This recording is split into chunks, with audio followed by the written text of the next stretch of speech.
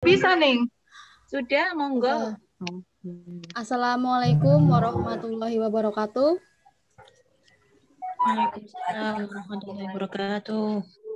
Selamat siang teman-teman perempuan membaca. Apa kabarnya hari ini? Baik? Baik, alhamdulillah. Alhamdulillah hari ini kita bisa berkumpul kembali dalam acara ngobrol santai dengan tema film favorit ya. Ngobrolin film itu emang asik banget ya. Di zaman sekarang kan udah canggih, semuanya udah canggih. Kita dengan bantuan internet yang sekarang udah jauh lebih baik, kita bisa mendapatkan akses untuk menonton film dengan lebih mudah. Bandingkan dengan zaman dulu, waktu katakanlah 10 tahun yang lalu. Itu kan kita kalau mau nonton film itu harus sewa lah, apalah. Sedangkan sekarang karena kemajuan teknologi tadi, serta internet yang sudah jauh lebih baik, akses kita untuk menonton film jauh lebih mudah. Apalagi sekarang ada Netflix, Netflix, dan lain sebagainya.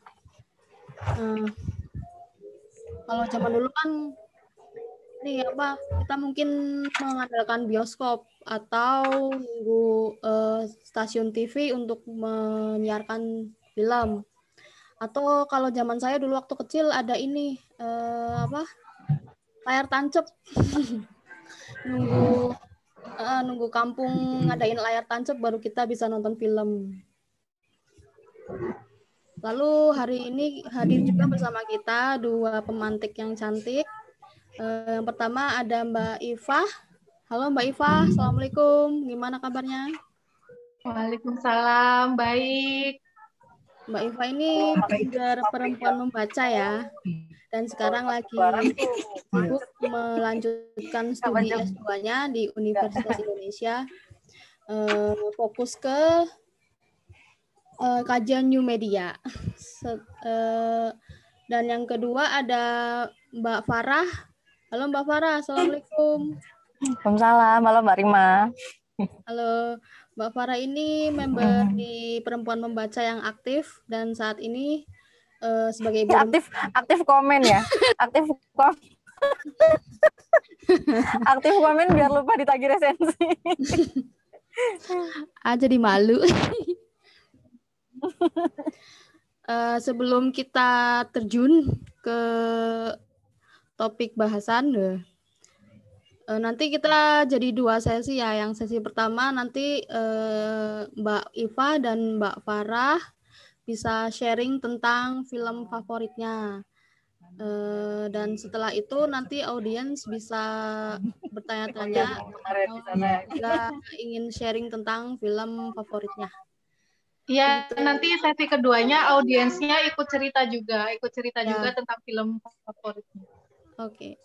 Sekarang yang pemantik pertama ya Mbak Iva, monggo Mbak.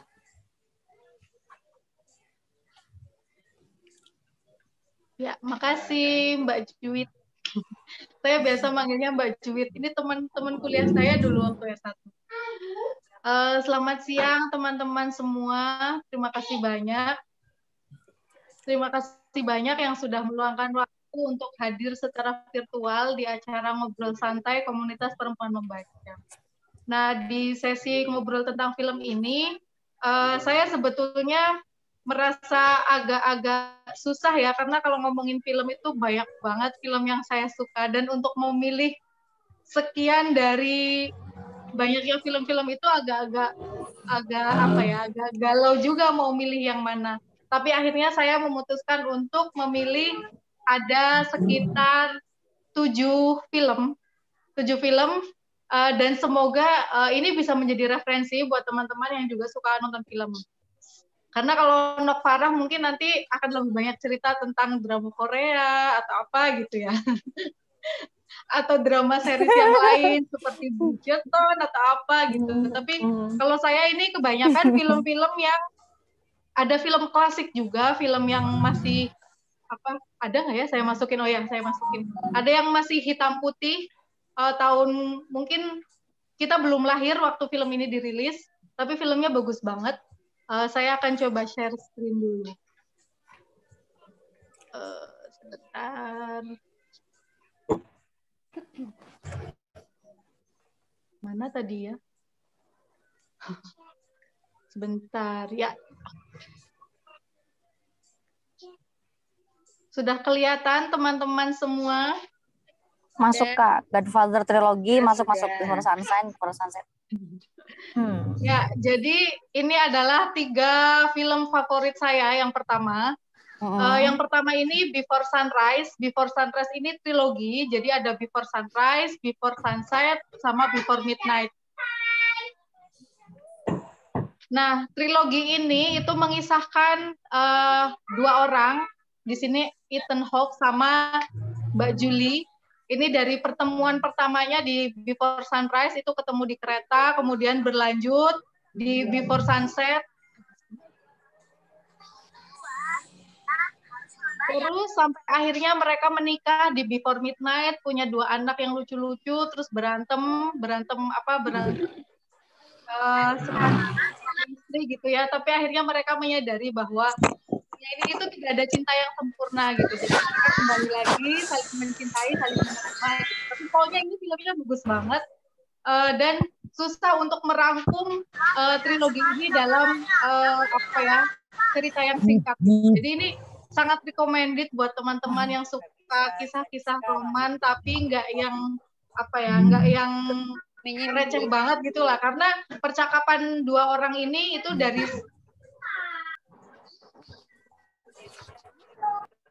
Jadi percakapan dialog-dialognya dari 2 orang ini itu bagus-bagus banget.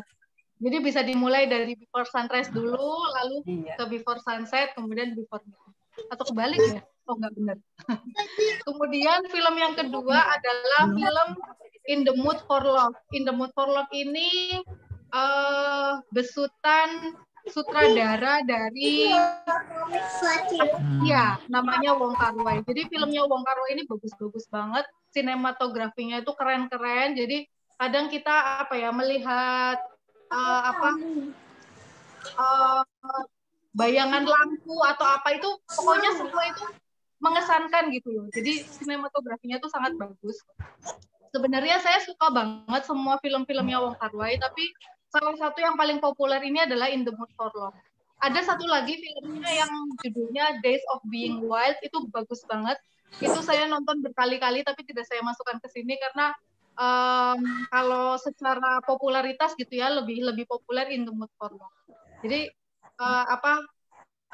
mungkin teman-teman juga penasaran gitu ya kalau film-film ASEAN itu ada nggak sih yang bagus-bagus? Kan selama ini kita kalau film luar negeri itu ya kiblatnya ya ke Hollywood gitu ya. Baru-baru ini aja kita kenal dengan film-film Korea, film-film Mandarin yang bagus-bagus gitu. Tapi sebenarnya ada banyak banget film-film Asia yang bagus-bagus.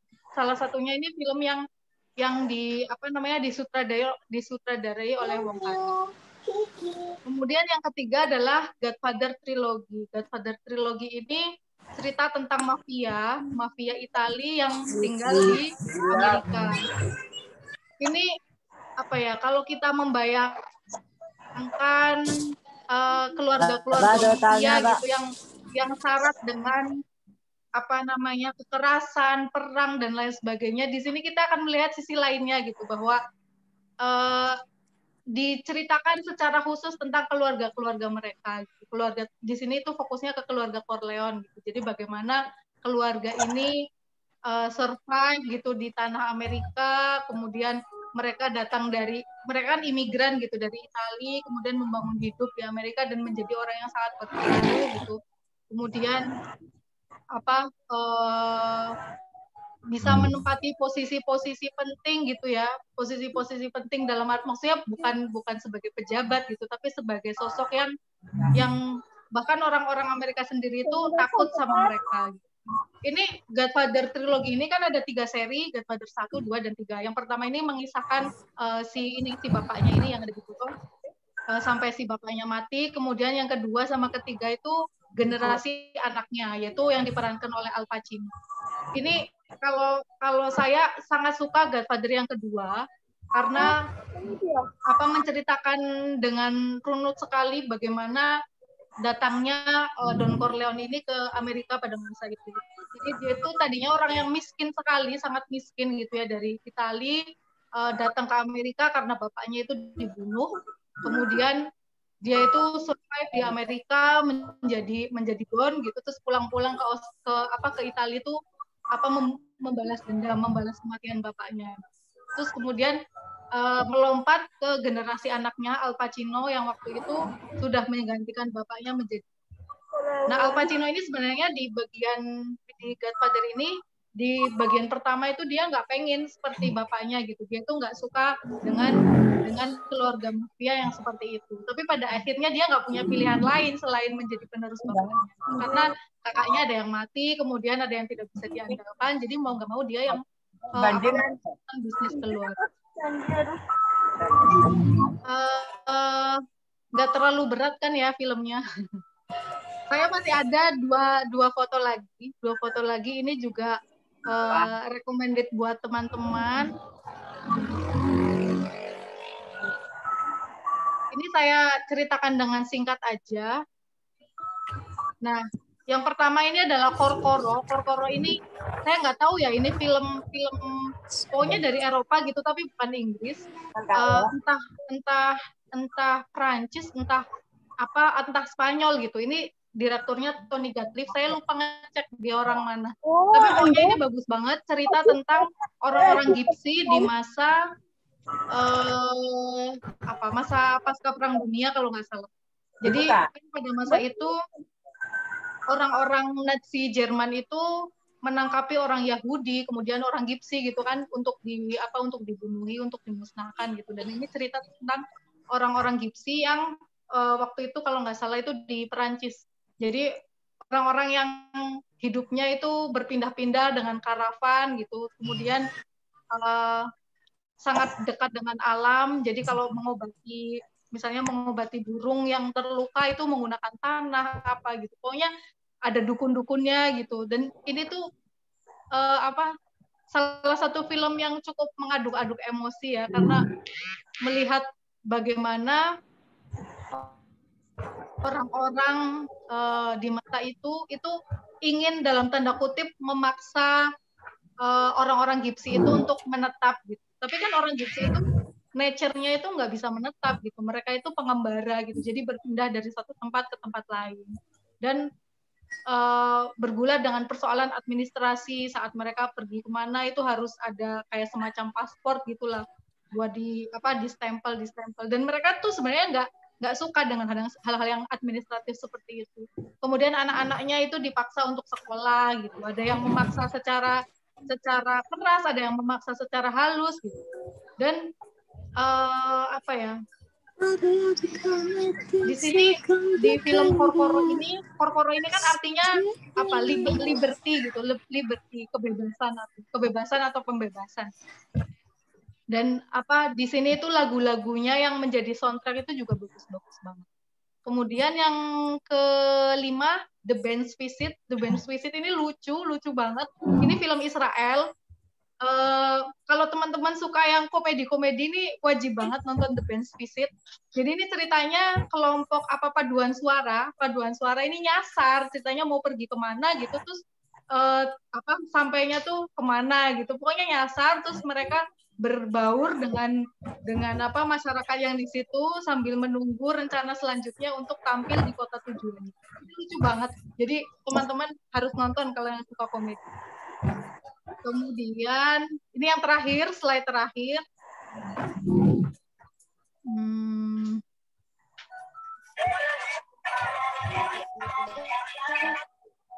Nah, yang slide terakhir ini saya memilih dua film yang juga bagus banget.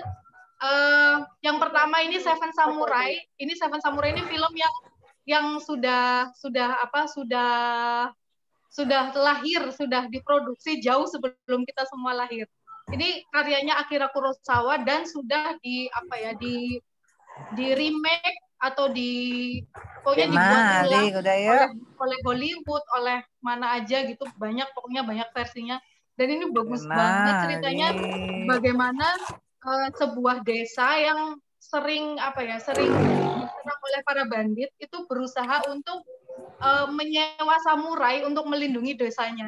Jadi ini ada samurai yang mengorbankan nyawa mereka gitu untuk menyelamatkan desa ini. Tapi sebenarnya motifnya awalnya adalah motif uang sebenarnya kan. Samurai pada masa itu tuh miskin gitu ya, nggak punya penghasilan apa gitu. Terus ini mereka membantu sebuah desa dari serangan bandit. Kemudian yang terakhir ini Cinema Paradiso. Ini Cinema Paradiso ini juga nggak ngerti lagi, pokoknya ini bagus banget. Jadi kalau kita mau tahu apa sejarah terbentuknya komunitas gitu ya, salah satu rujukannya itu dengan film ini, Cinema Paradiso. Jadi bagaimana bioskop itu menyatukan banyak kalangan gitu lah intinya. Itu ada 7 film, sedikit dari sekian film favorit saya. Sebenarnya ada banyak banget yang pengen saya masukin, tapi cukup 7 ini aja. Semoga ini menjadi rekomendasi buat teman-teman. Karena pada dasarnya saya itu sangat suka banget nonton film, cuman genre apa saja itu saya suka kecuali satu, horor. Saya nggak mau nonton film. Jadi dari film baik dari Asia, dari Eropa, dari mana Timur Tengah gitu saya suka banget, dan bisa dibilang saya cukup punya banyak referensi dari teman-teman yang lain. Aduh, drakor favorit. Susah ini pertanyaannya. Kalau ditanya drakor favorit apa ya? Saya itu nonton drama Korea itu sebenarnya dari SMP ya. Dari SMP itu sudah nonton drama Korea. Awalnya itu nonton Meteor Garden, terus At the Dolphin Bay gitu. Itu zaman-zaman itu, terus Snow, terus apalagi gitu. Zaman saya SMP, kemudian ada Endless Love yang Korea-Korea, terus ada Stairway to Heaven dan lain sebagainya. Jadi kalau dibilang drama favorit saya, kalau drama Korea kayaknya Stairway to Heaven deh. Soalnya itu salah satu drama klasik yang cukup membekas gitu di hati saya. Jadi meskipun ceritanya itu sebenarnya receh banget, cerita percintaan yang dipisahkan oleh orang yang amnesia gitu, yang cerita ini tuh direduplikasi berkali-kali di sinetron-sinetron Indonesia gitu. Tapi pada masa itu ketika awal-awal saya mengenal drama-drama Asia, ini Stairway to Heaven tuh jadi favorit saya banget waktu itu. Sampai ikut nangis gitu kalau ada adegan sedih-sedihnya tuh sampai nangis. Tapi kalau drama Korea yang sekarang kayaknya ya biasa aja sih, ya suka nonton kadang-kadang buat hiburan gitu, tapi nggak ada yang bener-bener suka banget gitu. Ya suka, cuman nggak ada yang membekas banget. Mungkin itu saja dari saya. Nanti kalau teman-teman ada yang mau menambahkan atau apa, nanti ini yang cover-cover filmnya nanti saya share di grup WA. Siapa tahu teman-teman ada yang tertarik. Sebenarnya kalau dianggap terlalu berat, itu filmnya nggak berat sih sebenarnya. Cuman memang ada yang durasinya cukup panjang. Kayak Godfather itu panjang banget durasinya. Udah kayak film India lah intinya. Pokoknya panjang. Cuman ya bagus gitu. Dan di sini saya memasukkan film-film itu sama sekali tidak didasari apakah film itu mengandung nilai-nilai yang melawan patriarki atau apa enggak, sama sekali. Pokoknya film-film yang saya hadirkan ini benar-benar film yang pure buat hiburan, buat seneng-seneng gitulah ya, buat seneng-seneng. Tapi memang genrenya itu sangat beragam. Jadi ada yang jadul banget, yang sinematografinya tuh masih hitam putih, ada juga yang udah berwarna, ada juga yang dari Asia, ada yang dari Eropa, bahkan ada film Israelnya dan lain sebagainya. Apa nih Dina nanya?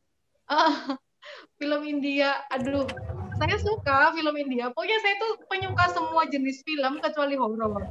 Jadi film India saya nonton, cuman kalau film India yang baru-baru ini saya nggak update. Jadi kalau ditanya film India favoritnya apa, ya satu, Kuch Hota Hai udah. Kalau yang lain-lain yang baru-baru saya nggak terlalu update.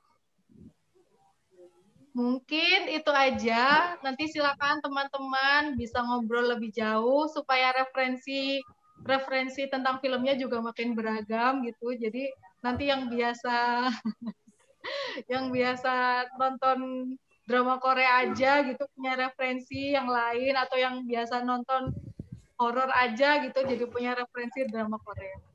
Gitu aja ya teman-teman. Nanti kalau ada yang mau nanya boleh. Terima kasih. Assalamualaikum warahmatullahi wabarakatuh. Waalaikumsalam.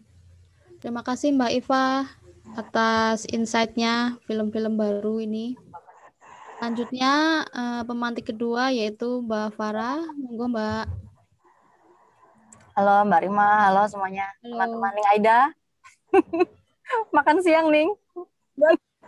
Lagi di pantai Bum Tuban, habis nonton Balkin. Lagi di pantai Tuban. Ini sebenarnya kalau ditanya main di pantai, saya lagi naik ke gunung. Kalau ditanya apa film favorit kamu, itu nanti pasti orang-orang jawabnya kan ada dua macam. Ada yang langsung jawab judul filmnya, ada yang jawab genrenya. Karena banyak orang ditanya, kamu film favoritnya apa? Oh, saya sukanya film India, bilangnya gitu. Jadi rata semua film India dia suka. Atau oh, saya sukanya film horor. Atau saya sukanya film yang drama, yang cinta-cintaan gitu. Kalau saya pribadi sebenarnya sama kayak Niva, suka semua genre film saya suka.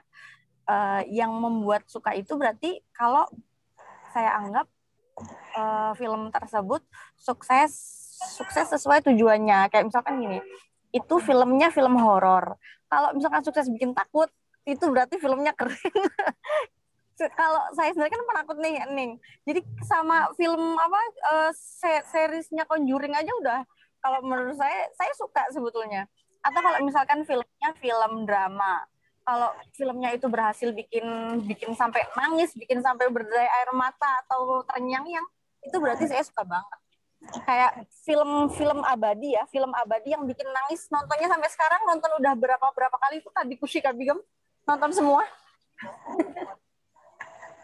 Mantap.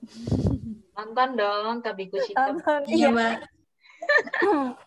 Kabikushi Kabigem itu sukses bikin nangis waktu pertama kali nonton, bahkan sampai sekarang nontonnya nggak tahu udah berapa kali. Atau kalau di series Koreanya yang berhasil bikin apa ya? Bikin hati sampai gerentes, sampai oh ini film sukses banget, itu favorit saya itu film Replay 1988. 1988. Replay 1988. Favoritnya Ning Uswah juga ini. Ya betul. Kalau dari genre yang lain ada banyak sebenarnya, saya juga sama seperti Niva. Cuma kalau ini bukan film ya, ini series ya. Saya suka sekali dengan series HBO Game of Thrones. Game of Thrones itu menurut saya seperti mirip dengan serial Mahabharata dari India. Cuma Mahabharata itu kan kisahnya kuat sekali, soundtracknya bagus, aktingnya bagus, semuanya bagus. Cuma memang sinematografinya buruk, sinematografinya jelek banget karena ini nggak digarap sama Bollywood. Ini nggak tahu digarap sama siapa, karena setahu saya perfilman di India juga ada banyak, ada Tollywood kan yang di daerah-daerah gitu. Ini Mahabharata jelek banget. Tapi mungkin karena ada unsur-unsur mitologi Hindunya, terus ada banyak kebaikan di dalam, jadi sampai sekarang juga kalau ditonton masih keren. Kenapa? Kucu-kucu tae adil ya, semua dapat Rahul, gantian Tina dulu baru Anjali. Rahul seneng. Kalau Game of Thrones sama Mahabharata itu sebetulnya serial terkenal ya. Saya yakin semua yang di sini juga semuanya nonton. Hanya saja seperti kata banyak orang, kalau sejarah itu diceritakan oleh pemenang. Maka yang menceritakan ini selalu dari sudut pandang orang-orang yang menang. Maka banyak anggapan bahwasanya orang-orang selain yang ada di kubu Pandawa itu semuanya orang jahat, misalkan seperti itu. Atau orang-orang yang bukan keluarga Stark itu adalah semuanya orang jahat. Padahal sebetulnya kalau kita tonton kayak di Game of Thrones aja ada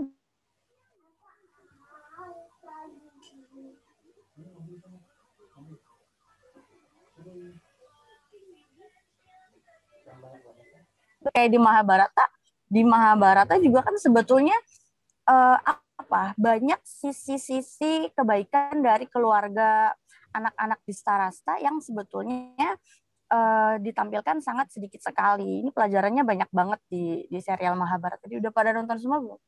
Ada 270 episode kalau nggak salah. Itu ya kalau film peperangan itu serial Mahabharata sama Game of Thrones yang saya sangat suka sekali. Kalau drama Korea juga saya lumayan referensinya lumayan banyak, di ranking 2 selain Uswah lah. Drama Korea kalau yang paling berkesan itu apa ya? Selain tadi Replay 1988, yang akhir-akhir ini ada nonton itu Itaewon Class. Teman-teman nonton nggak? Itaewon Class. Jadi katanya kata pengamat perdrakoran, itu drakor era 2000-an. Itu kan kisahnya berkisar tentang cinta segi empat, terus yang cowoknya kaya raya, ceweknya ya gitu-gitulah. Terus ya sekarang 2020 kesini eranya jadi berubah, nggak cuma cinta-cintaan tapi juga banyak semangat dari pekerjaan, dari profesi-profesi. Itaewon Class itu kan kayak membangun bisnis pertama, itu kalau menurut saya keren sekali. Tapi kalau yang drama Cina sekarang masih kayak drakor zaman dulu, ceritanya yang cowok kaya raya sama cewek gak punya. Kalau drama Cina sekarang masih banyak yang kayak gitu. Kalau cinta saya sekarang apa ya? Yang terakhir saya tonton apa ya drama cinta? Drama cinta yang paling berkesan di hati saya itu That Winter the Wind Blows. Jadi itu serialnya Song Hye Kyo sama iya betul, Cinderella. Song Hye Kyo sama Jo In Sung. Song Hye Kyo yang terkenal kan di OTS itu ya. Cuma kalau saya yang paling suka ini yang versinya Jo In Sung.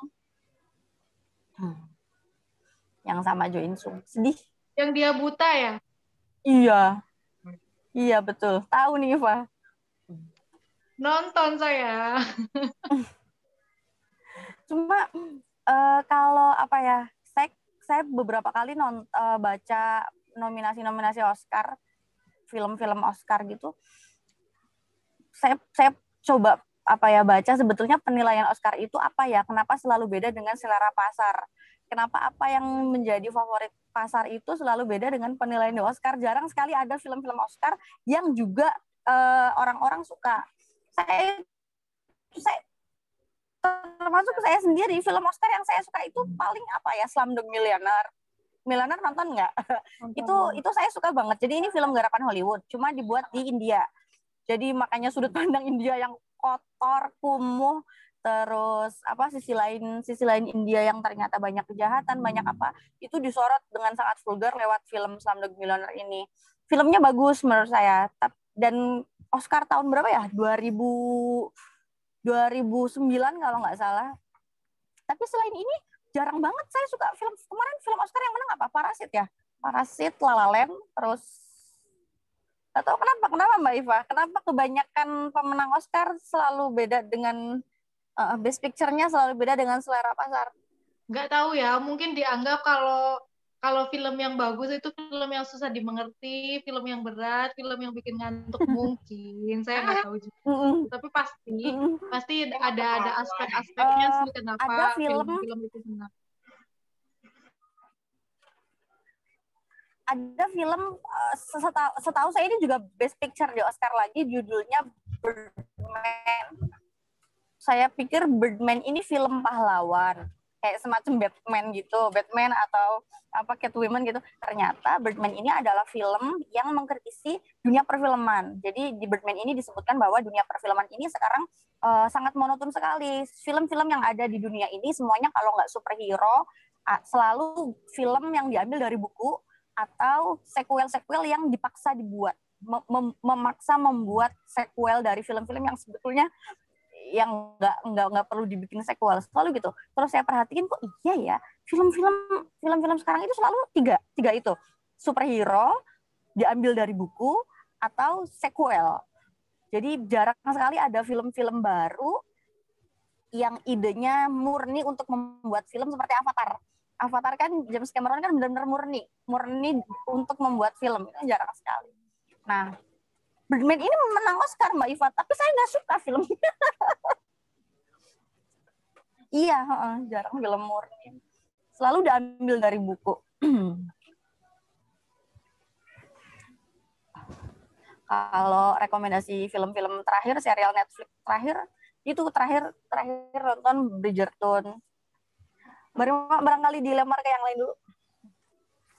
Oke, baik Mbak Farah.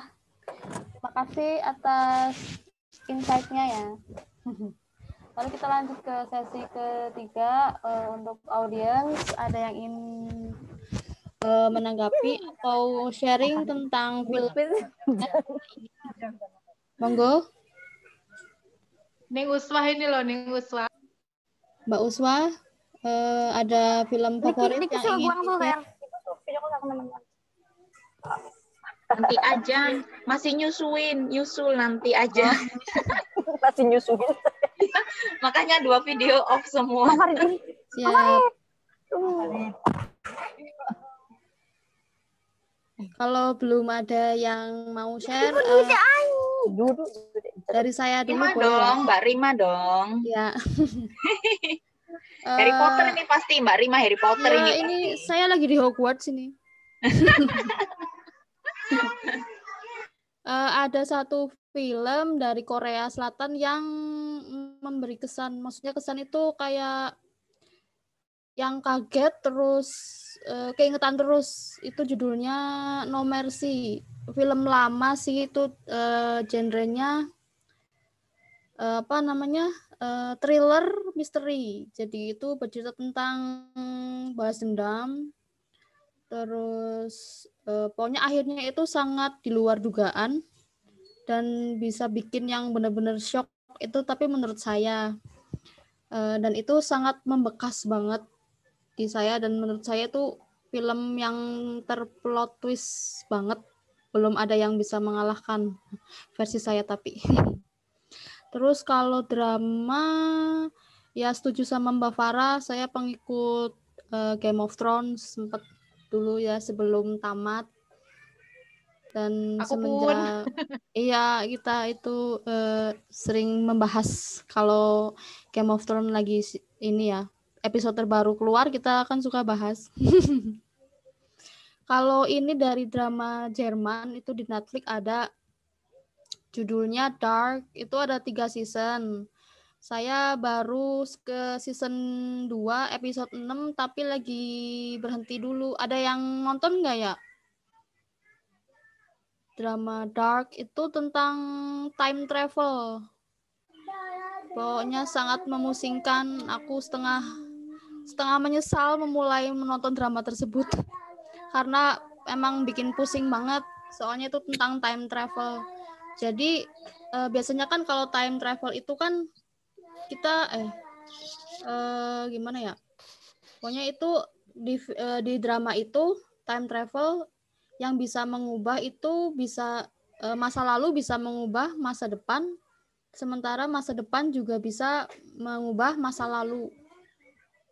Jadi pusing lah kalau nonton. Saya juga belum memutuskan ingin kembali mengikuti drama itu. Itu sih, itu yang sekarang lagi diikutin paling drama itu doang. Belum menemukan yang lain lagi. Barangkali ada yang pengen sharing? Nonton. Ya? Kamu nonton Breaking Bad nggak? Belum. Bad. Baru dimasukin ke wishlist. Katanya bagus banget itu ya? Iya. Katanya itu paling the best juga, baru dimasukin ke wishlist. Nah, yo nek ndukne lah nek mana-mana nang sarean. Parkirannya lek padha ndukne sih. Iya. Barangkali ada yang mau sharing lagi film favoritnya apa? Mbak Aida mungkin ada, atau Mbak Kalimatunisa? Iya Mbak Rima. Mbak Rima dan teman-teman, saya nyambung Ning Iva tadi, saya juga suka trilogi Before. Before Sunrise, Before Sunset, Before Midnight. Tapi yang paling saya suka itu Before Sunrise. Jadi yang sequel pertamanya. Itu kan seperti yang Neng Iva tadi bilang, itu cerita tentang dua orang yang kebetulan ketemu di kereta, terus mereka nggak sengaja ngobrol dan ternyata nyambung. Terus akhirnya mereka memutuskan untuk turun bareng di Wina ya, di Vienna.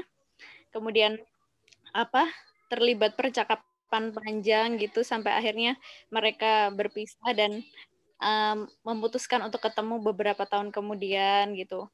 Itu menurut saya ini sih bagus banget karena kisah cintanya itu nggak menye-menye, nggak receh seperti yang dibilang Neng Iva tadi. Terus percakapannya itu juga berbobot, ditambah lagi pemandangan latar Eropanya itu juga cukup memanjakan mata itu untuk Before Sunrise, Before Sunset, Before Sunset dan Before Midnight tuh formulanya juga masih sama, percakapan kayak gitu. Tapi udah berbeda sih. Di Before Sunset itu mereka ketemu setelah berapa lama nggak ketemu, terus di Before Midnight itu mereka sudah menikah. Jadi lebih banyak omongan soal rumah tangga, konflik rumah tangga kayak gitu. Ya itu saya nonton itu sih waktu SMA dan itu karena saya senang banget tuh saya rekomendasiin ke beberapa teman saya gitu. Tapi ada yang seneng, itu mereka senang banget juga sama kayak saya, tapi ada yang benar-benar gak seneng juga karena ini nonton apa sih, cuma orang ngobrol doang sambil jalan-jalan kayak gitu. Jadi film ini tuh menurut saya gitu sih membuat penontonnya mungkin terpolarisasi ya. Ada yang suka banget, ada yang gak suka banget gitu. Trilogi Before ini. Terus kalau yang favorit saya sebenarnya hasanah film saya nggak banyak sih, cuma saya suka itu beberapa animasi dari Ghibli. Ya, yang paling saya suka itu My Neighbor Totoro. Yang paling saya suka. Ya. Totoro itu saya suka banget karena ceritanya sederhana, terus hangat gitu ya, cerita soal keluarga kakak beradik yang pindah rumah, kemudian mereka ketemu dengan makhluk hutan yang makhluk fantasi gitu ya. Terus mereka dibantu untuk pergi ke rumah sakit untuk merawat ibunya. Itu film animasi yang menghangatkan hati sih menurut saya. Ini fansnya Totoro juga ini. Siapa? Fansnya Totoro juga ini. Oh, Elnas. halo Mbak Elnas. Udah nonton Totoro ya, Ning? Udah puluhan kali ini nontonnya. Ya itu cocok sih ditonton untuk anak-anak ya, Totoro itu. Kalau yang banyak dielu-elukan itu kan Ghibli itu Spirited Away ya, yang sempat dapat Oscar juga kalau nggak salah.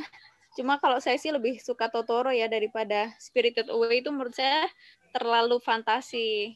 Mungkin yang suka fantasi akan suka banget sih, karena itu cerita soal sekeluarga yang tersesat gitu, mau pergi ke suatu tempat dan mereka tersesat di dunia roh. Terus orang tua si anak itu berubah jadi babi hutan, kemudian anak itu berupaya mengubah orang tuanya lagi menjadi manusia. Nah, itu Spirited Away full fantasi sih, tapi bagus juga. Cuma saya tetap suka Totoro. Sama satu lagi dari Ghibli itu yang saya suka juga, Princess Mononoke. Ada yang sudah pernah nonton? Mbak Wafa kayaknya udah nonton nih. Ya itu juga bagus, itu cerita soal konflik alam dan lingkungan itu, Princess Mononoke. Jadi cerita soal ada makhluk dewa hutan yang mengamuk gitu karena ternyata keseimbangan lingkungan di sana tuh terganggu dengan adanya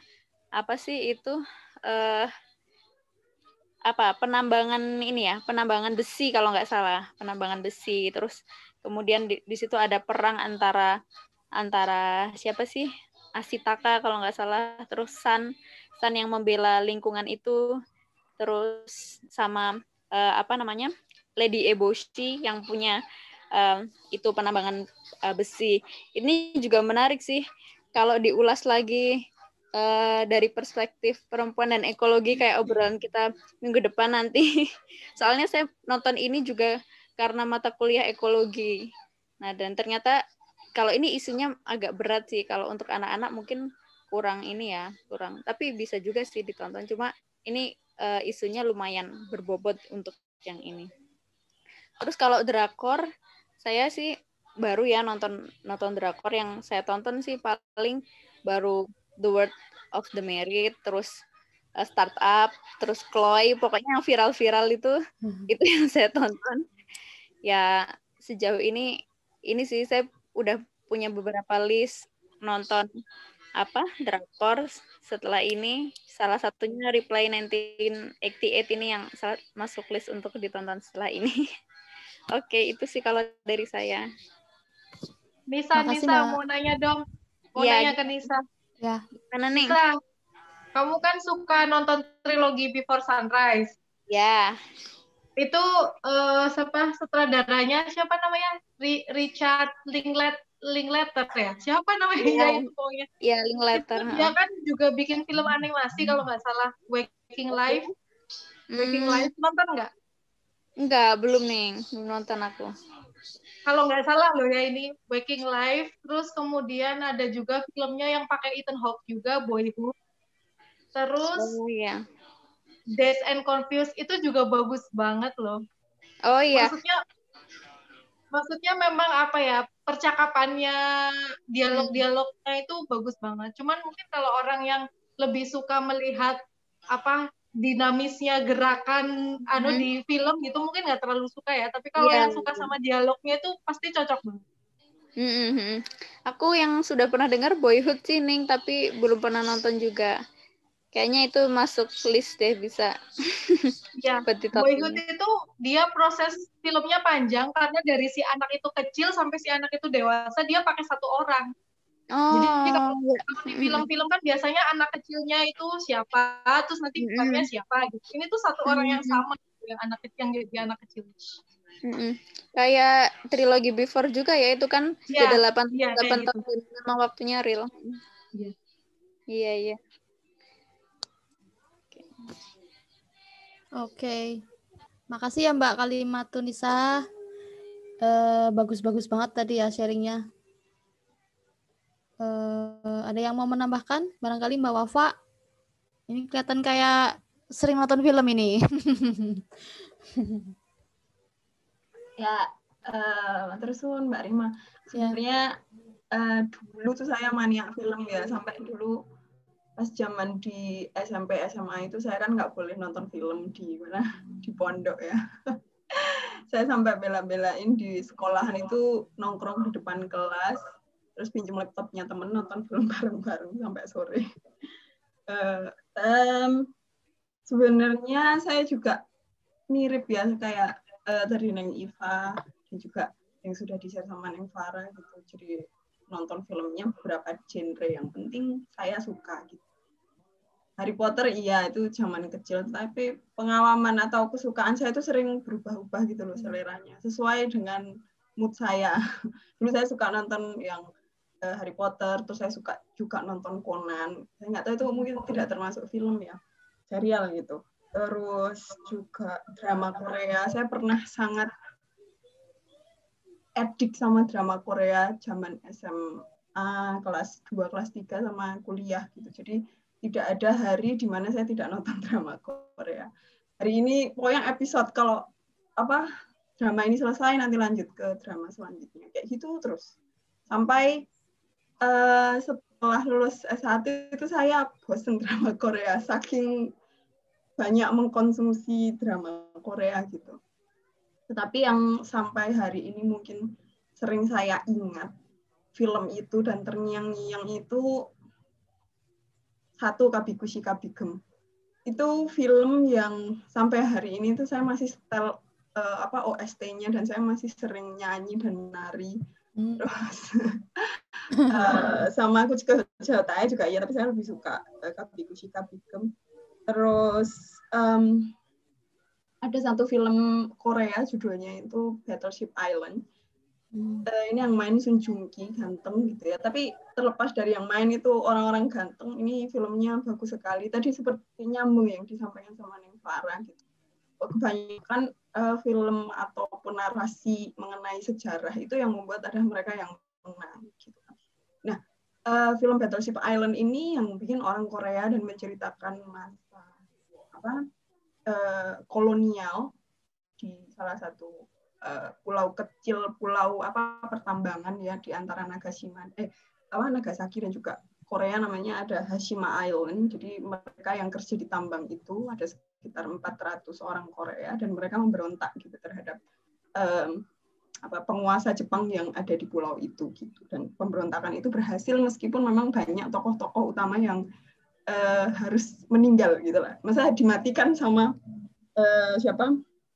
sutradaranya gitu. Itu saya suka sekali dan itu juga representasi, kalau kata saya kan suka ini ya, S1 S2 ini sejarah Jepang dan juga agak tertarik sama Korea. Jadi semacam menyuarakan perang, jadi berdamai dengan masa lalu dengan cara menceritakan kembali dari sudut pandang fiktif lah ya istilahnya, jadi sudut pandang orang yang kalah.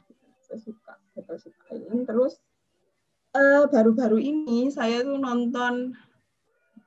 suka sekali nonton komedi romantis, tontonan yang menghibur, yang nggak terlalu mikir gitu, yang karena udah banyak deadline gitu ya. Pokoknya saya nonton itu ya saya nikmati aja, nggak mikir, nggak pokoknya menghibur. Itu Bridgerton itu tadi. Terus ada Emily in Paris, ada Holiday, saya agak suka juga. Saya tonton aja. Terus kemarin baru nonton Alice Wedding, serial Netflix ya, jadi bisa gampang nyarinya gitu. Terus ada satu film India balik lagi yang saya suka, judulnya itu Mom, tahun 2017. Saya nggak tahu ya apakah di sini ada yang pernah menonton. Jadi Mom ini balas dendam seorang ibu tiri kepada komplotan laki-laki yang memperkosa anak tirinya gitu. Itu serem-serem, agak thriller tapi menyakitkan setiap saya nonton itu. Kemudian kalau film Indonesia, saya itu sampai hari ini suka film Tanda Tanya karya Hanung itu udah tahun 2011. Terus Studio Ghibli saya juga suka. Tadi juga disebutin, saya itu yang suka malah The Wind Rises. Kalau Mbak Nisa tahu mungkin.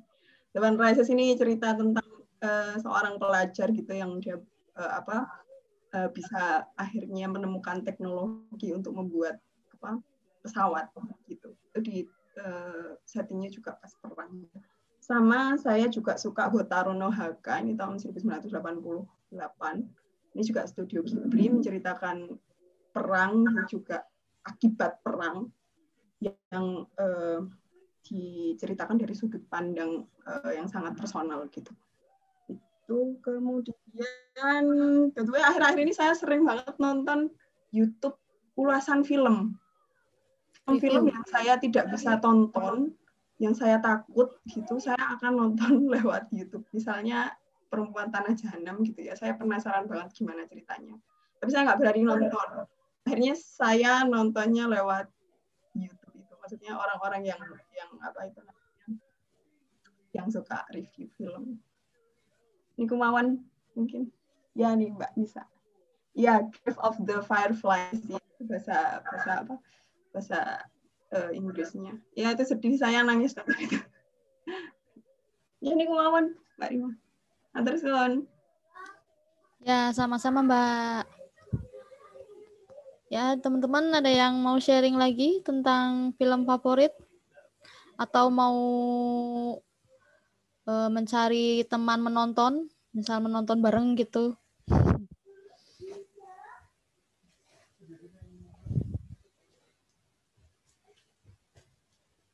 Mungkin Mbak Ihdina ada ini ingin sharing film.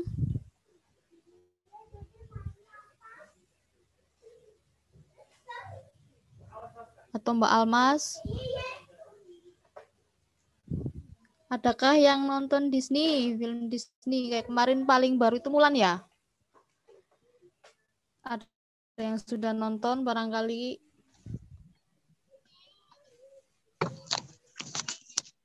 Saya agak suka nonton Disney. Film apa nih, Mulan Mbak? sudah lihat. Apa, Mbak? Film apa? Saya agak suka. Kalau Oh, beberapa film Disney saya lihat, tapi beberapa yang lain enggak. yang paling baru Mulan kan itu ya?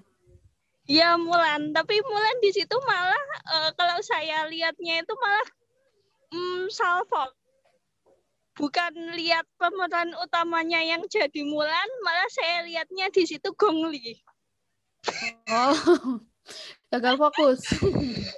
Soalnya kan dia udah senior banget, aktris Cina yang udah aktingnya nggak diragukan dari sejak Memoir of a Geisha sama Chang-Chi itu juga kan trilogi yang kok trilogi sih, triangle yang bagus banget antara Michelle Yeoh jadi Mameha, lalu Chang-Chi jadi si siapa itu namanya lupa, Sayuri, sama Gong Li-nya itu kan udah bagus banget. Terus yang di Golden Empress itu juga bagus. Ternyata di aduh mobilnya jatuh. Jadi Mulan itu kalau dilihat dari ceritanya akan melenceng jauh dari Mulan Disney yang versi kartun. Jadi agak ke fusion fantasi. Dari mulai gaun, nggak historis sekali. Lalu ceritanya juga beda. Nggak ada unsur romansanya kayak yang di kartun. Tapi kalau Disney yang lain, misalnya kayak Cinderella, Lily James itu bagus. Terutama kalau dari originalitas yang dibandingkan sama kartunya, yang paling mendekati sih ya Cinderella. Dari mulai gaun, cerita, dan lain sebagainya. Warnanya paling mendekati kartunnya itu. Gaun yang di Cinderella-nya Lily James. Kalau yang Beauty and the Beast, mungkin karena aktris pemerannya terlalu idealis itu kali ya. Emma Watson nggak mau pakai korset. Lalu membuat keseluruhan cerita aspek historisnya Perancis abad ke-17 jadi hilang. Semua pemeran pendukung pakai baju yang sesuai dengan zamannya. Tapi aktor utamanya pakai baju yang 2 abad lebih lambat. No korset dan nggak pakai linolin yang untuk mengembangkan baju itu. Jadi ya kalau waktu lihat Disney yang Beauty and the Beast, lebih baik jangan analisa gaunnya karena itu akan membuat seluruh cerita jadi kelihatan berantakan. Terus Disney apa lagi ya? Mungkin apa ya, Aladdin itu ya tentu jauh ya. Jauh banget dari yang aslinya. Setidaknya kayak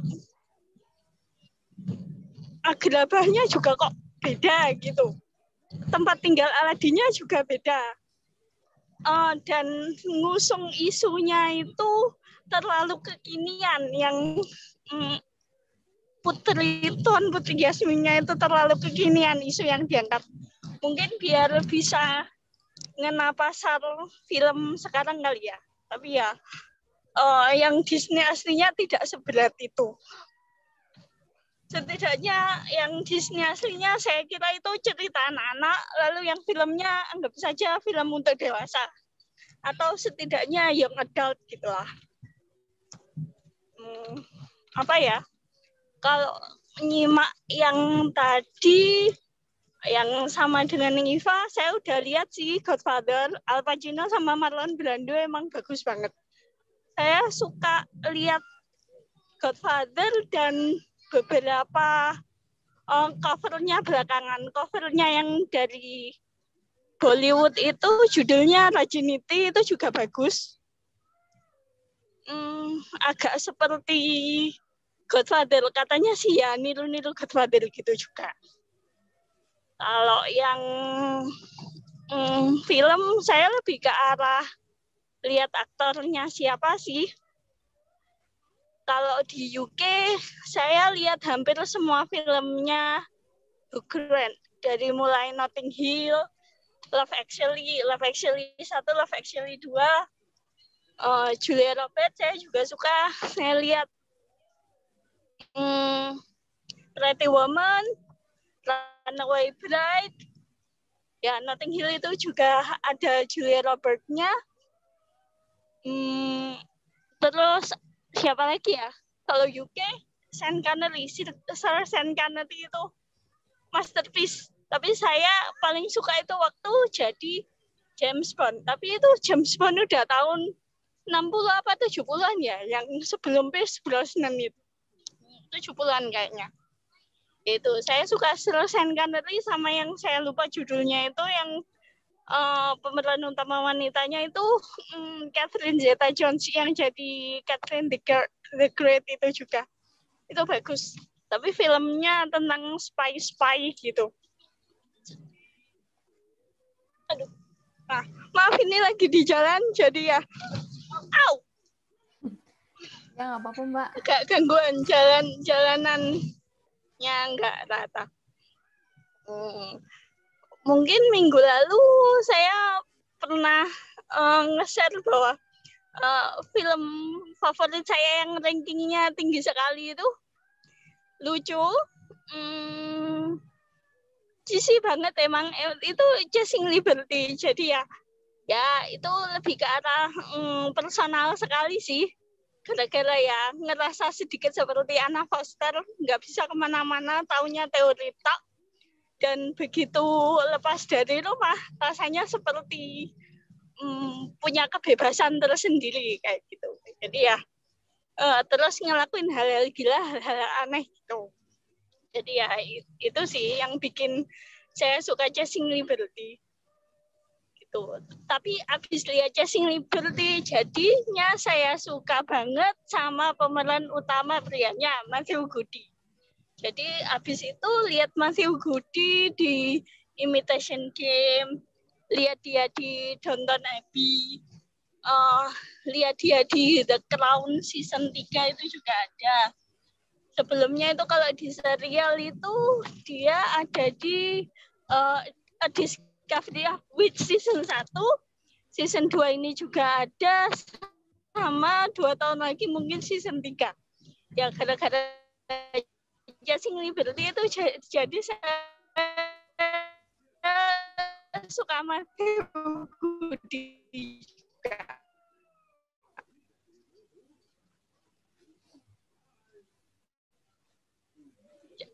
Beberapa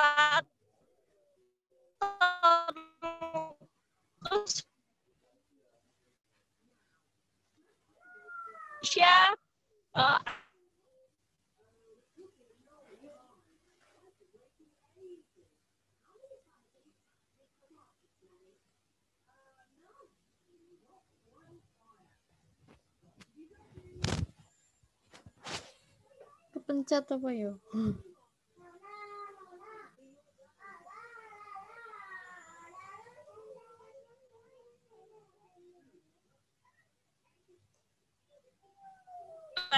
itu nomor 0 semua, itu nggak bisa di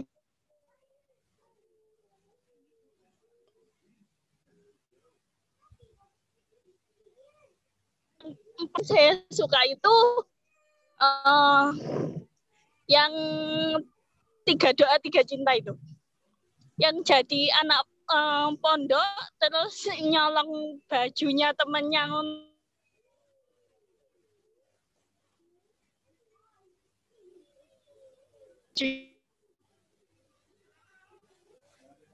Nicholas Saputra itu kayak dekat banget sama kehidupan gitu.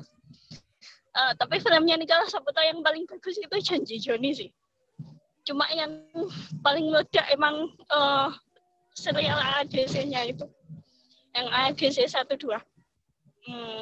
Sampun ngering filmnya saking kula kebanyakan nggih. Ngapunten. Enggak, Pak. Semakin banyak malah semakin bagus.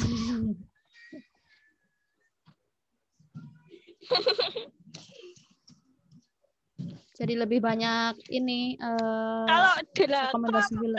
drakor saya enggak gitu suka yang itu sih, enggak gitu suka yang umum-umum.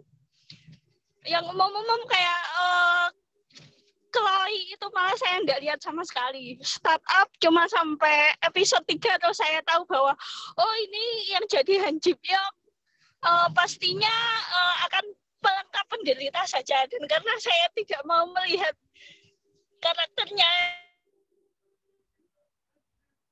jadi pelengkap penderita sampai akhir, saya stop nonton Startup di episode ketiga. Nggak nonton lagi. Saya Chloe nggak nonton. Nontonnya Flower of Evil. Kalau tahun ini Flower of Evil, Kairos, yang bau-bau pembunuhan gitu, Find Me in Your Memory gitu, yang agak ada kasus-kasusnya. Itu saya suka yang agak ada misterinya dikit-dikit. Walaupun ya no horror please, no horror. Bukan karena saya takut hantu atau takut setan atau jin, enggak, tapi film horor itu kan ada banyak adegan yang darah-darah atau efek-efek suara itu. Jantung saya agak kurang bersahabat dengan efek suara film horor, jadi saya menghindari, jadi lebih ke arah alasan kesehatan. Terus kalau lihat darah dan lain sebagainya itu suka mual. Jadi lebih ke arah alasan kesehatan sih, bukan karena takut kepada penduduk dimensi lain setelah nonton, enggak. Tambahnya banyak juga. Ya punten.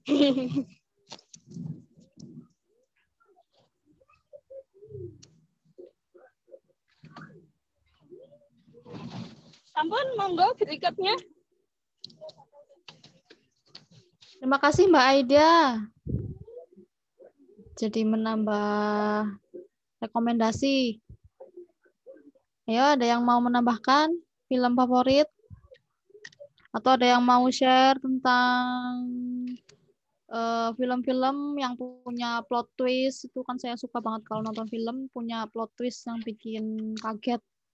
Barangkali ada yang punya pengalaman menonton film dengan plot twist yang nggak biasa.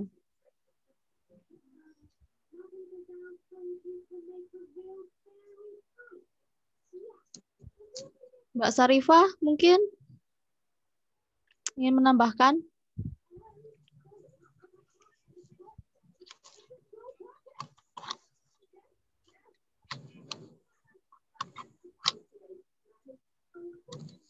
Kenapa? Nggak ada yang suka Koko ya? Suka Koko. banget Neng Iva, Koko, the best itu.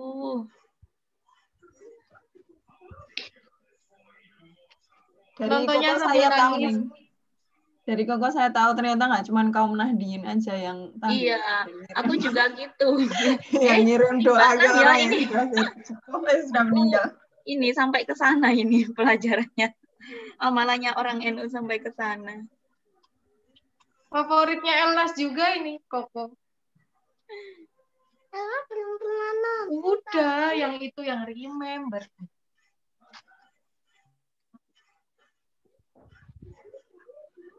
Ini belum ada yang ini ya. Yang favorit film dari Indonesia ada nggak?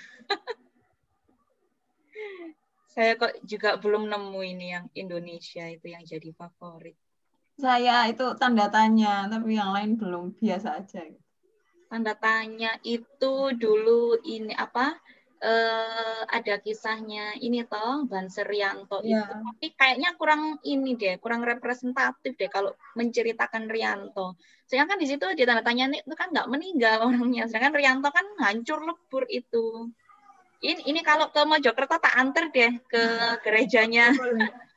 Saya ini malahan yang dijaga Mas Rianto. Saya baru tahu setelah nonton film Tanda Tanya itu kalau ternyata Rianto ini ada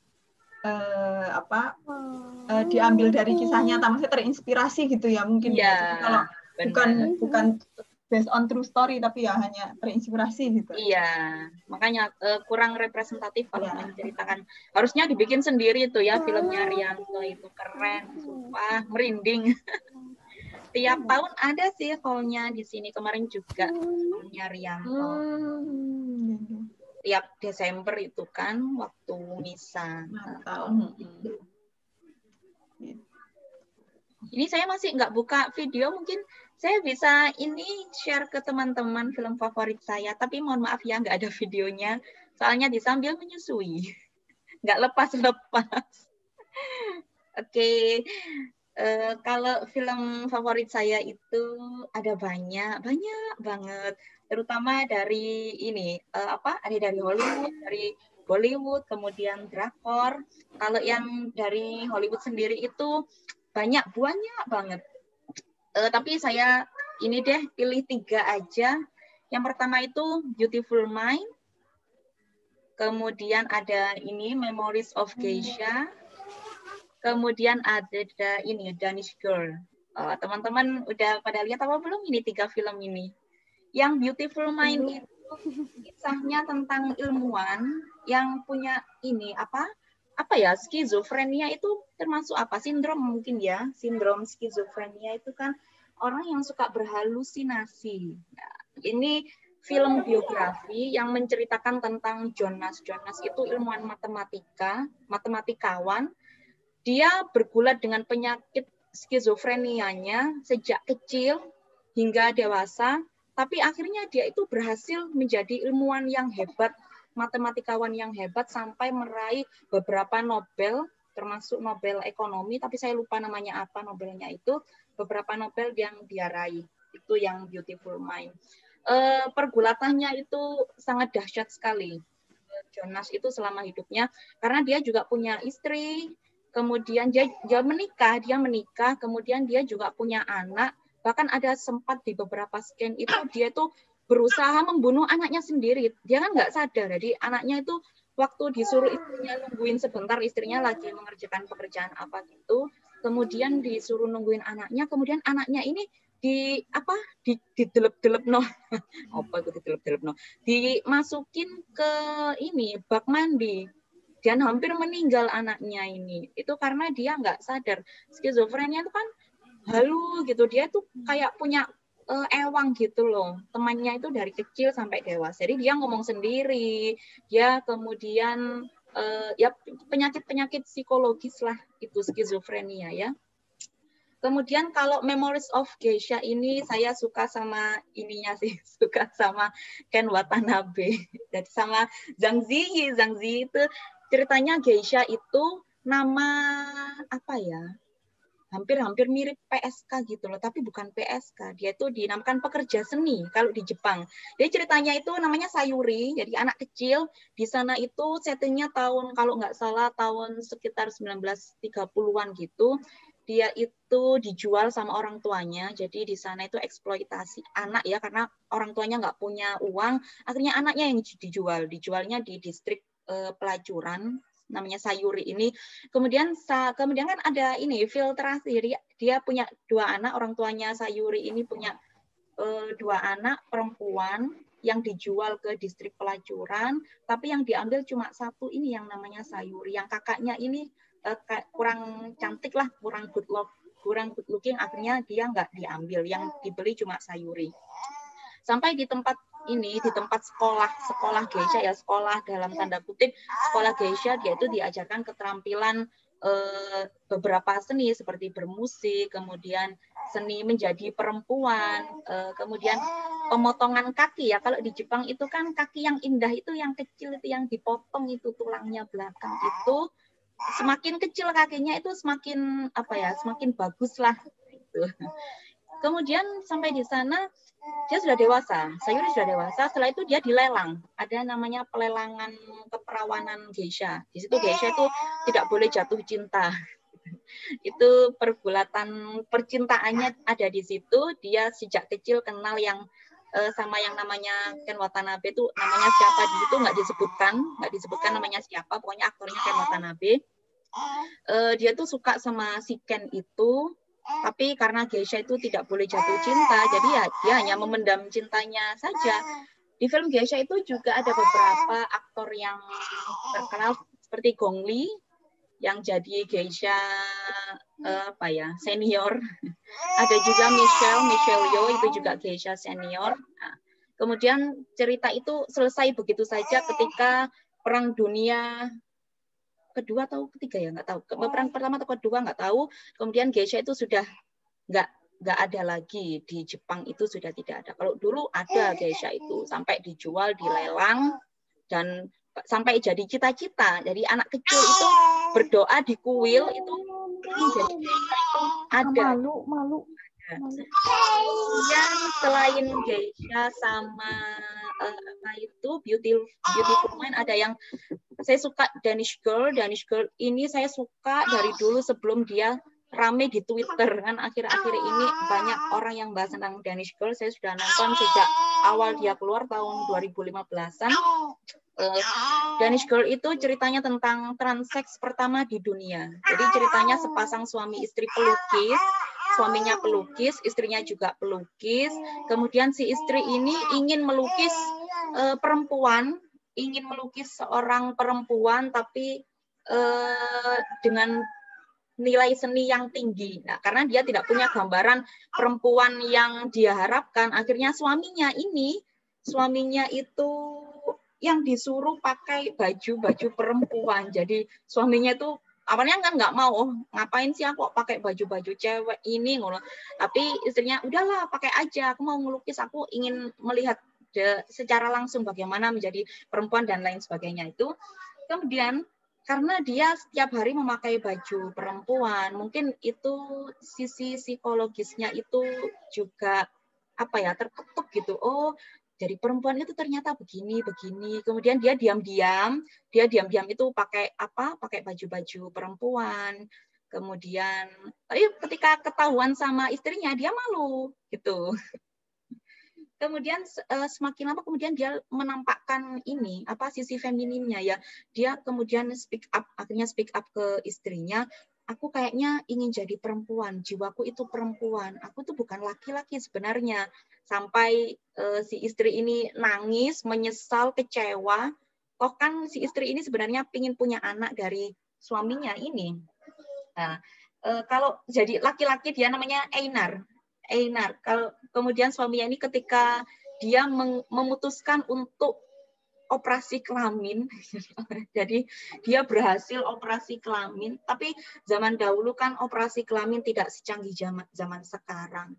Jadi si Einar ini dia operasi kelamin dan akhirnya didukung ini sama istrinya yang awalnya menentang keras karena dia kepingin punya anak, dia kepingin rumah tangga ya selayaknya rumah tangga, ada suami, ada istri, tapi karena perubahan dari sisi gendernya itu tadi, dia ingin merubah seksnya menjadi perempuan. Akhirnya dikabulkan oleh si istri ini di ACC, dan di situ si istri itu mendampingi si Einar dengan begitu telaten, jadi dikasih semangat. Jadi akhirnya dia bisa menerima suaminya ini menjadi perempuan. Tapi karena itu tadi teknologinya belum sempurna pada zaman dahulu, dan itu pertama kali ada pergantian kelamin di dunia, transeks pertama di dunia.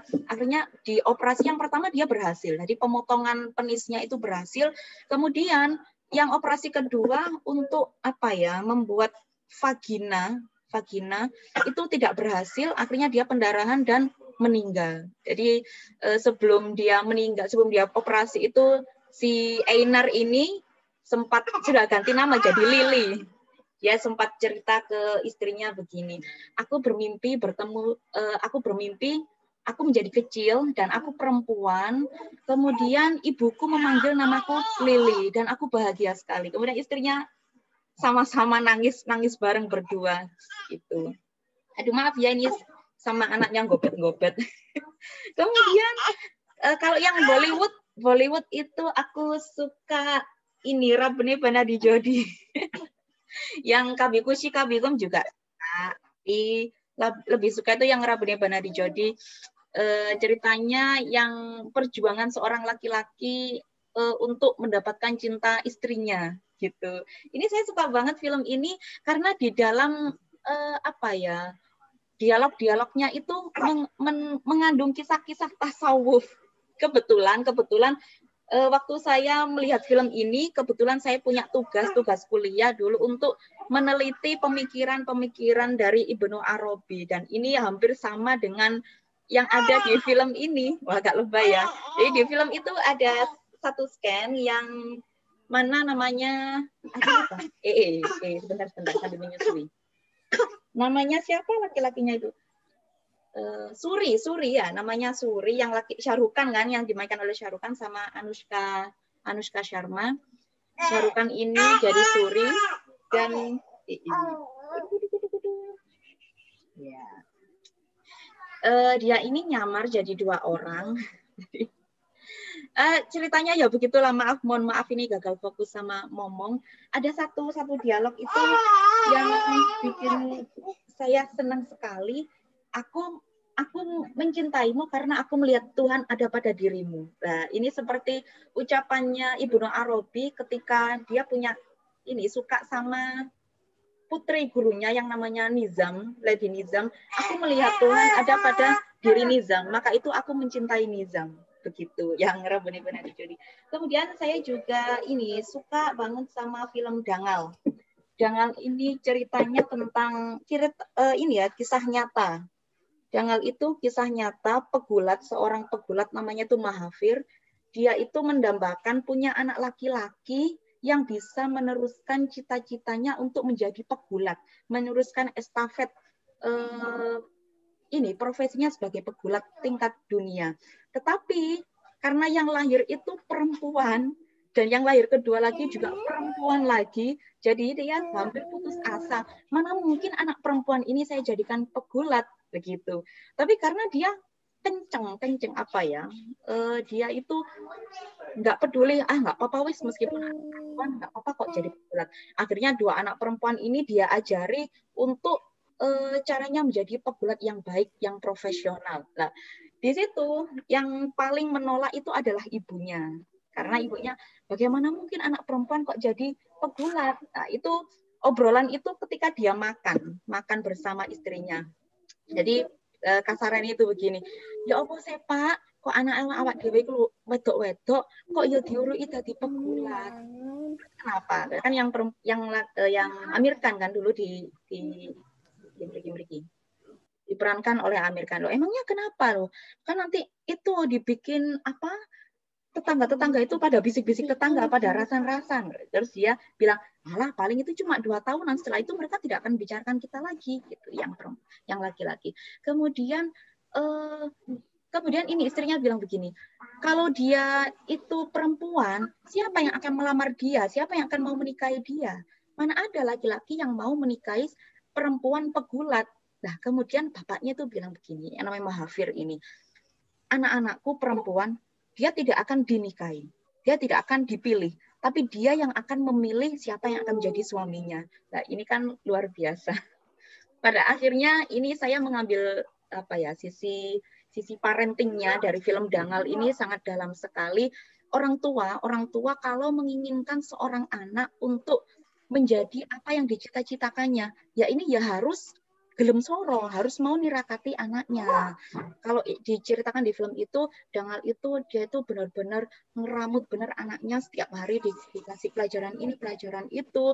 Kemudian dia juga didoakan sampai akhirnya mengantarkan 2 anak perempuannya ini menjadi pegulat tingkat internasional.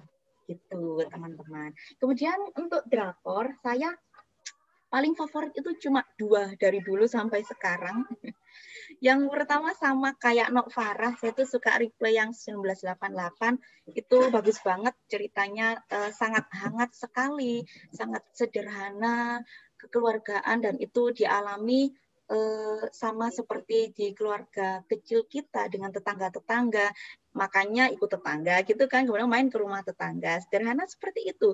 Film Replay ini nggak ada yang orang kaya dapat orang miskin terus kayaknya itu kan nggak kayak lebay gitu loh, kayak di film-film sindrom Cinderella. Jadi kayaknya itu di situ kan siapa ya itu namanya, ada Choi Tae, satunya siapa sih lupa, itu kan yang kaya tapi kan kayaknya nggak lebay gitu.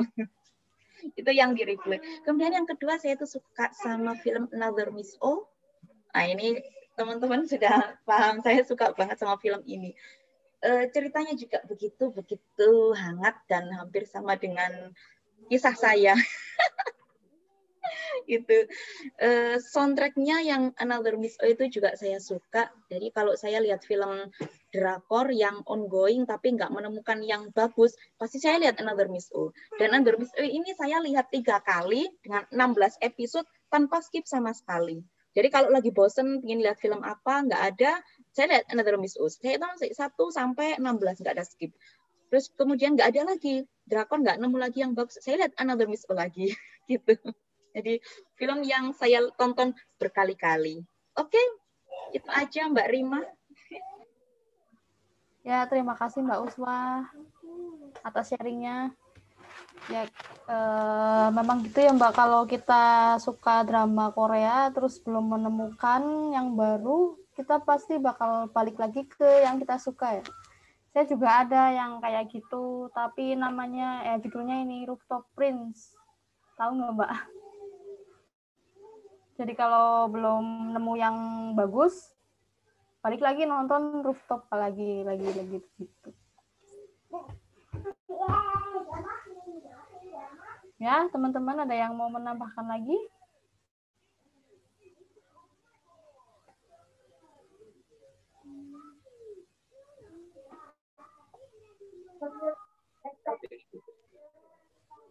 Barangkali Mbak Sarifah mungkin?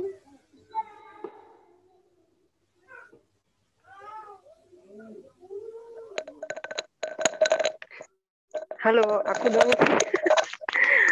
Aku Mbak Nabi, aku Bella. Maaf ya, tadi itu aku bobokin anakku terus kebablasan ikutan. Nah, ini aku belum pakai kudung nih. Aku nggak usah ini ya, nggak usah nyalain kamera. Aku nggak tahu tadi teman-teman udah nyebutin apa aja. Nanti ini ya, dimasukin grup ya. Rekomendasinya. Tadi itu aku dengerin yang Uswah itu aku sambil buka-buka Netflix terusan. Oh ya, yang ini oke, aku akan tonton nanti Another Miss of ning Uswah. Aku mau mulai dari apa ya? Sebenarnya banyak film yang udah ditonton, drakor yang udah ditonton, tapi nggak semuanya punya kesan mendalam sih. Salah satu drakor yang kemarin aku tonton itu dan ini cloningan dari drama Amerika itu Designated Survivor. Jadi dia ada versi Amerikanya pertamanya, terus ada versi Korea. Nah, suamiku itu lama banget nggak nonton, terus dia nonton Money Heist dan Designated Survivor yang Amerika itu sampai berhari-hari gitu, ngalah-ngalahin aku nontonnya.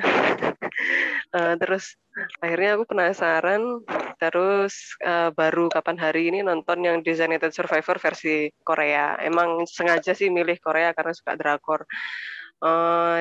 Designated Survivor itu ada yang udah nonton belum ya? Itu ceritanya itu tentang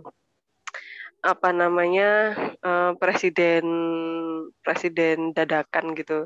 Jadi presiden dan semua anggota kabinet Korea itu mati karena bom di gedung kongres gitulah. Terus ada satu menteri yang sebenarnya udah dipecat secara lisan sama presiden yang lama, terus dia nggak ikut ke kongres kan, yang dia selamat tuh. Terus nggak dipublikasikan kalau sebenarnya dia udah dipecat, terus dia dipanggil lah sama mungkin kalau di Indonesia mungkin kayak sekretariat negara gitu kali ya, terus dijadikan presiden dadakan. Nah, terus dramanya mulai di situ sih.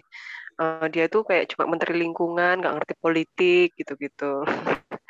Terus banyak tekanan dari Amerika, dari Korea Utara, tapi yang paling panas sih dari dalam sendiri. Ternyata semua ini tuh ada dalangnya, dan dalangnya adalah orang siapa ya dalangnya? Kok jadi ini spoiler boleh nggak? Pokoknya dalangnya sebenarnya orang dalam sendiri ya gitu. Seru sih, seru banget. Aku belum nonton yang Amerika, kayaknya yang Amerika ada lebih dari 1 season. Kalau yang Korea cuman Designated Survivor 60 days gitu. Jadi cuma kejadian dalam 60 hari. Terus di akhir itu dia apa namanya, kan dia orang yang sangat bermoral ya, sangat bermoral, nggak ngerti politik pada awalnya, tapi dia terus belajar. Dan kalau yang versi Amerika itu kayaknya kalau nggak salah si presiden ini akhirnya apa ya menjual idealismenya untuk bisa maju presiden lagi. Nah, yang Korea ini alhamdulillah dia tetap jadi orang yang bermoral. Dia nggak jadi maju presiden dan tetap idealis gitu.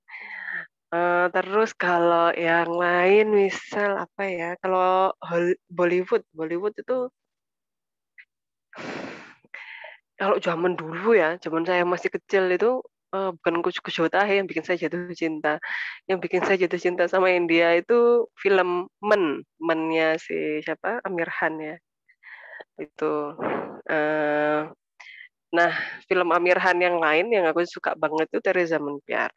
Jadi misal hari ini tuh saya apa ya nyemplung gitu ya ke dunia anak-anak, itu yang bikin pertama kali saya jatuh cinta itu diantaranya selain kejadian-kejadian dalam hidup yang real itu adalah pertemuan dengan film Tere Zaman Pyar.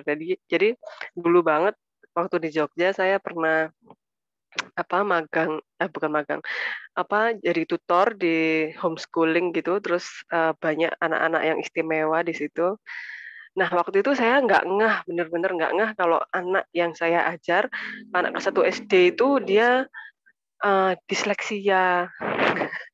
Terus saya tuh nonton Tere Zaman Pyar itu setelah saya udah nggak jadi tutor lagi di homeschooling. Terus saya kayak nyesel banget, nggak ngerti, nggak apa ya, nggak sensitif gitu sama problem murid saya tuh sebenarnya dia punya problem apa, bisa didekati dengan apa gitu itu adalah slice of life ya yang bikin saya belajar banyak tentang dunia anak itu startnya salah satunya itu.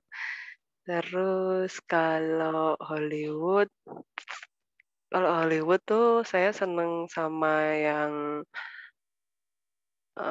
psikologi gitu, misal kayak Inception, kayak gitu. Saya tuh sangat tertarik sama apa ya?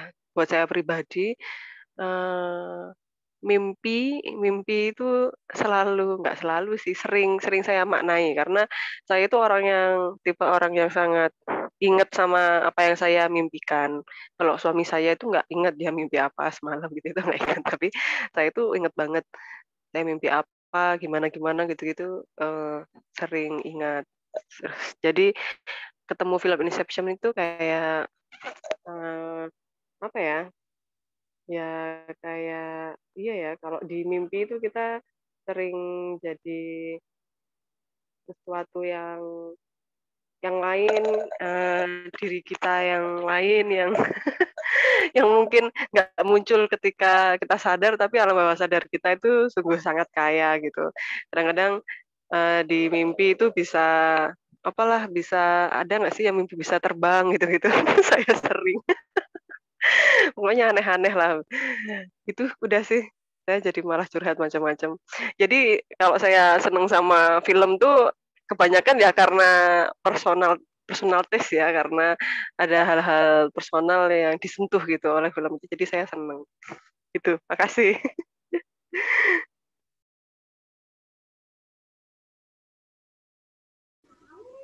Terima kasih Mbak Bella atas sharingnya. Jadi banyak ini lagi ya, insight-nya lagi.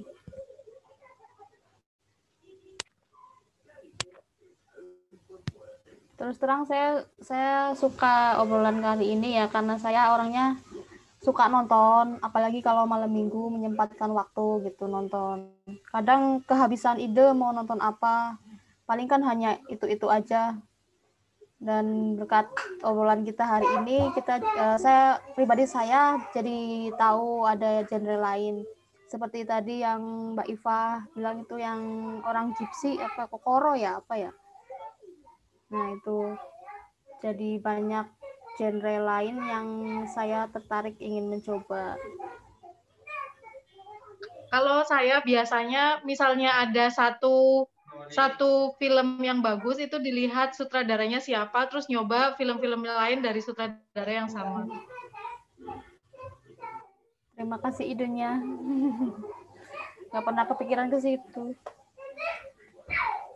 Ya, ada yang ingin menambahkan lagi?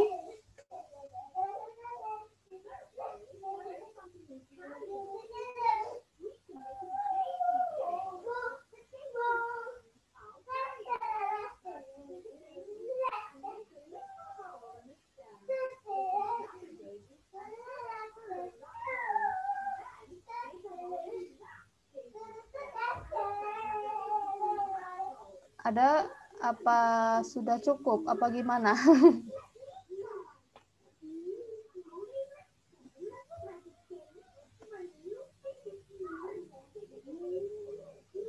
Semuanya tadi udah share ya?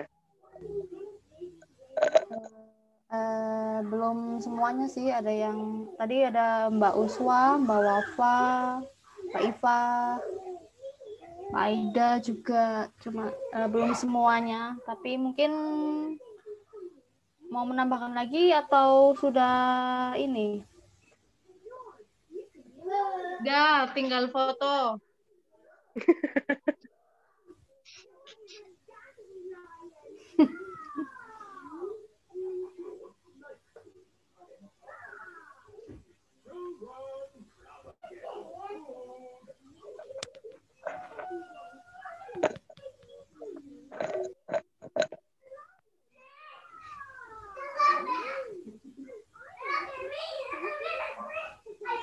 Siapa yang mau foto? Ada nggak yang pakai PC online-nya? Ada, saya. Ya. Di screenshot. Aduh, gelap.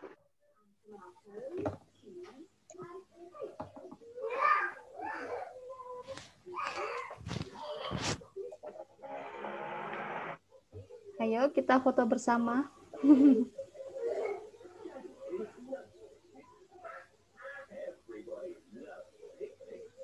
Udah toh. 1, 2, 3.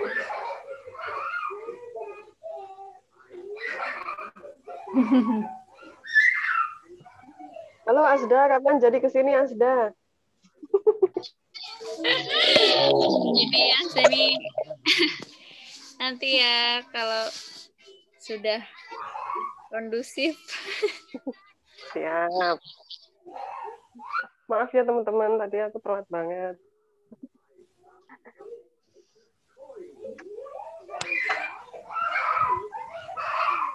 Makasih banyak semuanya. Mohon maaf ya kalau misalnya saya kurang, soalnya baru pertama kali. Makasih Mbak Rima. Ya, udah sama-sama. lebih Terima kasih dari Mbak. Makasih ya. Ya.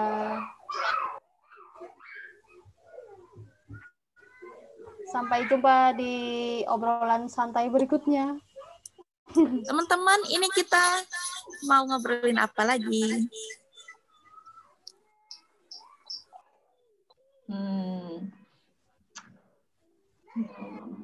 Oh ya. Ayo, Ning Iva udah live belum ya? Ning Iva sampun live nih.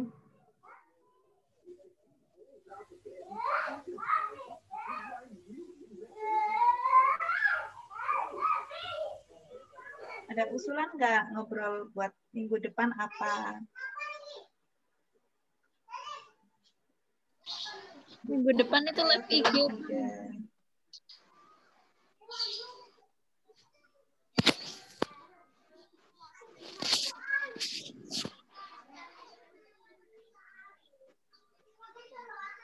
Udah nih ya, N ya, teman-teman. Selamat beristirahat kembali. Assalamualaikum.